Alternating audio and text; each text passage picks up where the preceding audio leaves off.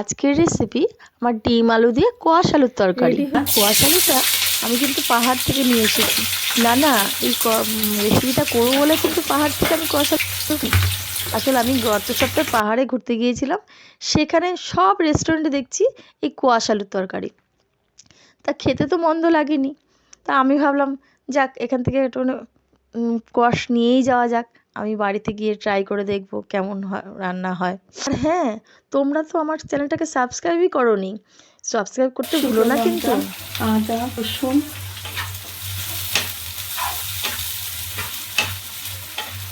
আর কয়েকটা কাজু সব ভেজে নিচ্ছি। এর মধ্যে সামান্য একটু নুন, একটু হলুদ, কাশ্মীরি লঙ্কা,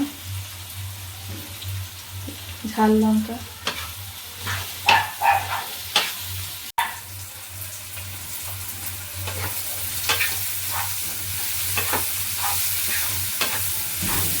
টমেটোটা দিয়ে দিচ্ছি। ঠান্ডা করে বেটে নেব, মিক্সিতে পেস্ট করে নেব।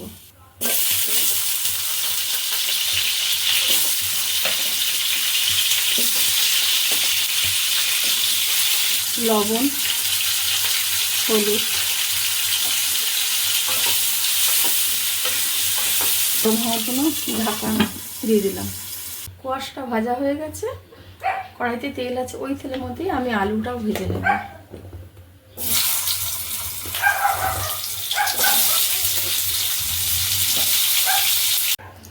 ওই তেলের মধ্যেই তেজপাতা দিয়ে গোটা গরম মশলা ফোড়ন দিলাম। যে মশলাটা ভেজে রেখেছিলাম সেটা মিক্সিতে পেস্ট করে নিয়ে এটা দিয়ে দিলাম। আমি কিন্তু আলাদা করে কোনো পেঁয়াজ ফোড়ন দিই না।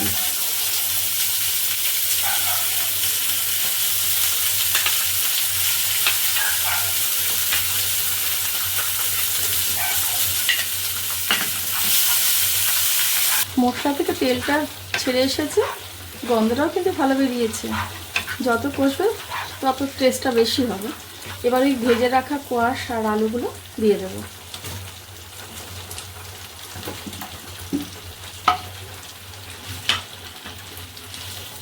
এটা দিয়ে নাড়াচাড়া করে অল্প জল দিয়ে ঢাকা দিয়ে দেবো।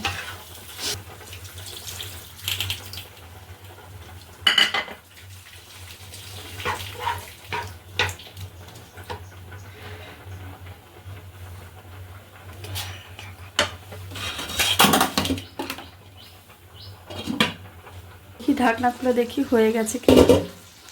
হ্যাঁ, হয়ে গেছে। এবার ওই ডিম দুটো সিদ্ধ করে নিয়েছিলাম, সিদ্ধ করে হাফ করে আমি দিয়ে দিলাম। এটা কিন্তু চিংড়ি মাছ দিয়ে করলেও কিন্তু দুর্দান্ত হবে খেতে।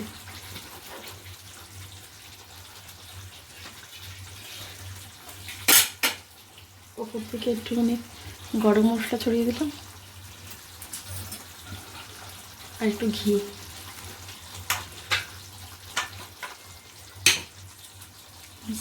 রেডি হয়ে গেল আমার ডিম দিয়ে কোয়াশ আলুর তরকারি।